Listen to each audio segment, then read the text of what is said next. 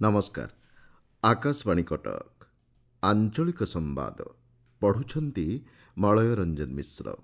मुख्य संवाद निमापड़ा बलंगा नूतन सड़क पथर भित्तिप्रस्तर स्थापन कले उपमुख्यमंत्री प्रभाती परिडा। शिक्षा व्यक्तित्वर परिप्रकाश सह एक सुस्थ समाज गठन में सहायक होइଥାଏ कहिले विद्यालय और गणशिक्षा मंत्री। राति 9:58 गोटाए 26 मिनिट पर्यंत दृश्यमान हेब चलित वर्षर अंतिम पूर्णग्रास चंद्रग्रहण एवं कटक सहर में जारी रही द्वितीय पर्याय गणेश भसाण समारोह। उपमुख्यमंत्री प्रभाती परिडा निमापड़ारू बलंगा को संजोग करुवा नूतन सड़क पथर आज भित्तिप्रस्तर स्थापन करिसेंति। पूर्त विभाग पक्षर मिलिथिबा सूचना अनुसार 36 कोटी 95 लाख टंका व्यय अटकल एही सड़क पथ निर्माण कराजिबो। निमापड़ा विज्ञापित अंचल परिषद अधीन ब्लॉक छक निकट में आयोजित उद्घाटनी समारोह में जोगदे उपमुख्यमंत्री श्रीमती परिडा कहिसेंति आगामी दिन में पिपिलीरू निमापड़ा और 4 छकरू कोणार्क रास्तार प्रशस्तीकरण कराजिबो। एथिपई 500 कोटी ऊर्ध्व खर्च कराजिबो। निमापड़ा बलंगा रास्ता को निर्दिष्ट समय सीमा मध्य शेष करने को श्रीमती परिडा विभागीय अधिकारी को निर्देश देइछंती।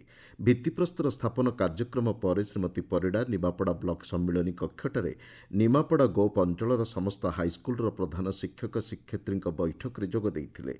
विद्यालयगुड़िकर भित्तिभूमि विकास तथा अन्यान्य समस्यागुड़िक संपर्क में श्रीमती परिडा सेमानंक सह आलोचना करथिले। मुख्यमंत्री मोहन चरण माझी जन अभियोग शुणाणी कार्यक्रम आसंताकाली बंद रहिबो। साधारण प्रशासन और साधारण अभियोग विभाग पक्षर दिया सूचना अनुसार मुख्यमंत्री केतेक गुरुत्वपूर्ण कार्यक्रम जो जन अभियोग शुणाणी को स्थगित रखाଯାଇଛି। परवर्ती शुणाणी निष्पत्ति नहीं गणमाध्यम द्वारा जणाई दियाजिबो बोली विभाग पक्षर कुहाଯାଇଛି। शिक्षा व्यक्तित्वर परिप्रकाश करी एक सुस्थ समाज गठन में सहायक होइଥାଏ बोली विद्यालय और गणशिक्षा मंत्री नित्यानंद गंड कहिसेंति। उच्च माध्यमिक शिक्षा परिषदर 43तम प्रतिष्ठा दिवस अवसर में आज परिषदर मुख्य कार्यालय आयोजित समारोह में मंत्री श्री गंड जोगदे कहिसेंति शिक्षा ही समृद्ध भारतर मानदंड। छात्र छात्री भविष्य निर्माण में निरंतर सहभागी होइथिबा उच्च माध्यमिक शिक्षा परिषद 43 वर्षर यात्रा सफलतार सह अतिक्रम करिथिबारु मंत्री श्री गंड परिषदर कर्मकर्ता को शुभेच्छा जणाइछंती।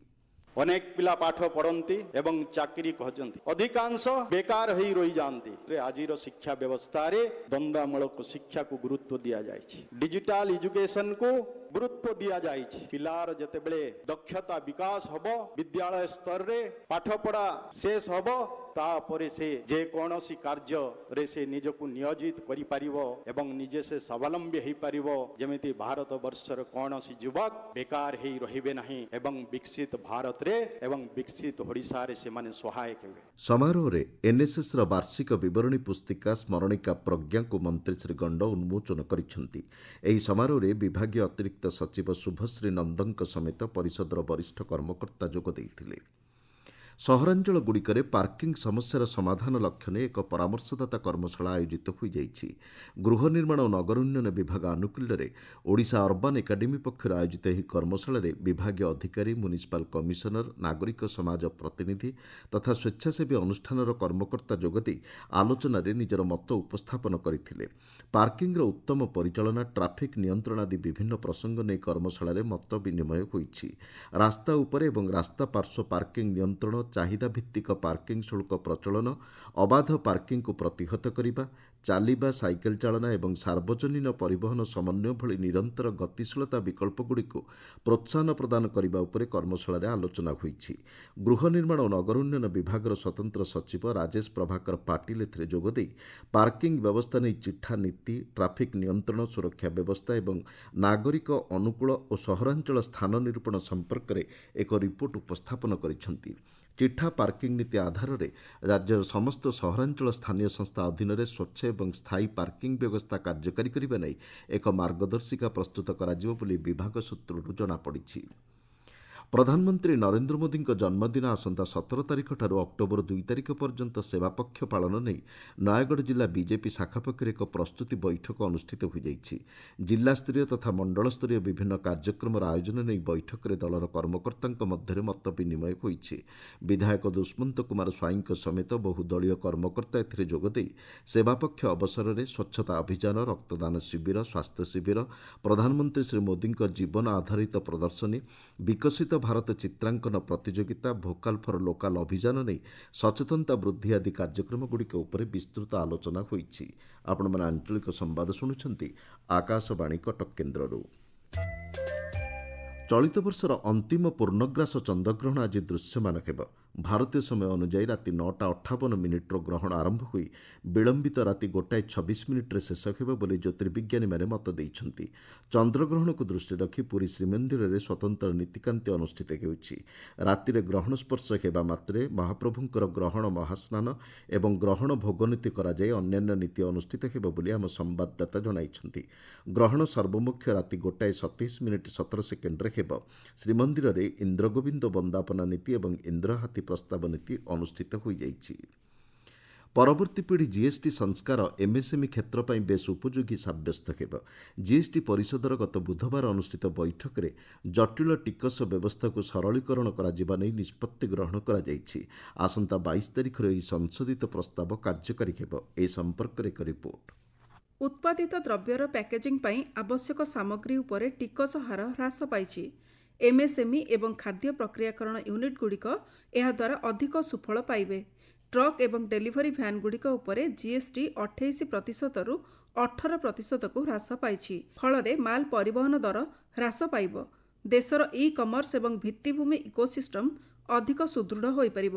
ପ୍ୟାକେଜିଂରୁ ଆରମ୍ଭ କରି ଉତ୍ପାଦ ହସ୍ତାନ୍ତର ପର୍ଯ୍ୟନ୍ତ ସମଗ୍ର ଶୃଙ୍ଖଳ ଅଧିକ ପ୍ରଭାବଶାଳୀ ଭାବେ କାର୍ଯ୍ୟ କରିବ।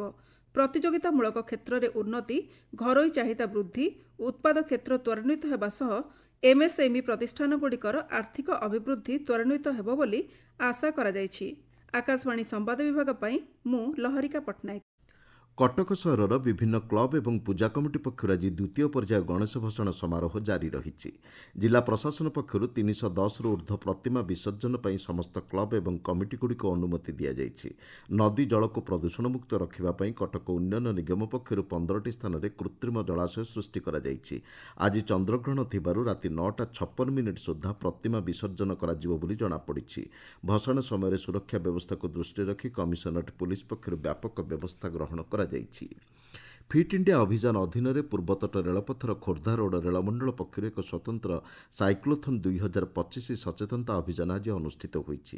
ସଣ୍ଡେଜ୍ ଅନ୍ ସାଇକେଲ୍ କାର୍ଯ୍ୟକ୍ରମରେ ରେଳ ବିଭାଗର କର୍ମଚାରୀ ଅଂଶଗ୍ରହଣ କରି ଶାରୀରିକ ଏବଂ ମାନସିକ ସୁସ୍ଥତା ଉପରେ ଲୋକଙ୍କୁ ସଚେତନ କରାଇଛନ୍ତି।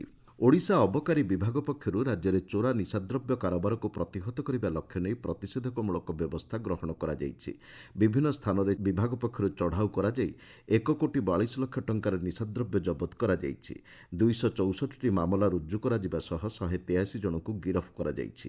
ଜବତ ସାମଗ୍ରୀ ମଧ୍ୟରେ 251 କିଲୋଗ୍ରାମ ଗଞ୍ଜେଇ, 317 ଗ୍ରାମ ବ୍ରାଉନ୍ ସୁଗାର, 9 କିଲୋଗ୍ରାମ ଭାଙ୍ଗ ଅନ୍ତର୍ଭୁକ୍ତ। ବେଆଇନ ଉପାୟରେ ପ୍ରସ୍ତୁତ ବହୁ ପରିମାଣର ମଦକୁ ମଧ୍ୟ ଜବତ କରାଯାଇ ନଷ୍ଟ କରାଯାଇଛି। ମାଲକାନଗିରି ଜିଲ୍ଲାରେ ୟୁରିଆ ସାର ଅଭାବ ଅଭିଯୋଗ ନେଇ ମହାରାଜପଲ୍ଲୀ ପଞ୍ଚାୟତର ଚାଷୀ ଆଜି 326 ନମ୍ବର ଜାତୀୟ ରାଜପଥ ଅବରୋଧ କରିଥିଲେ। ଫଳରେ ବହୁ ସମୟ ଧରି ଯାନବାହନ ଚଳାଚଳ ବନ୍ଦ ରହିଥିଲା। ତେବେ ବିଭାଗୀୟ ଅଧିକାରୀଙ୍କ ସହ ଆଲୋଚନା ପରେ ଏହି ଆନ୍ଦୋଳନ ପ୍ରତ୍ୟାହୃତ ହୋଇଛି।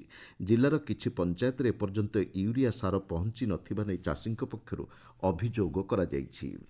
ନବରଙ୍ଗପୁର ଜିଲ୍ଲା ସମନ୍ୱିତ ଜନଜାତି ଉନ୍ନୟନ ସଂସ୍ଥା ଆନୁକୂଲ୍ୟରେ ଆଦି କର୍ମଯୋଗୀ ଅଭିଯାନ ଅଧୀନରେ ଏକ 3 ଦିନିଆ କର୍ମଶାଳା ଉଦ୍ଯାପିତ ହୋଇଯାଇଛି। ଏଥିରେ 10ଟି ବ୍ଲକର ବିଭିନ୍ନ ବିଭାଗର 58 ଜଣ ଅଧିକାରୀ ଏବଂ 3ଟି ନାଗରିକ ସାମାଜିକ ସଂଗଠନର କର୍ମକର୍ତ୍ତା ଯୋଗ ଦେଇଥିଲେ।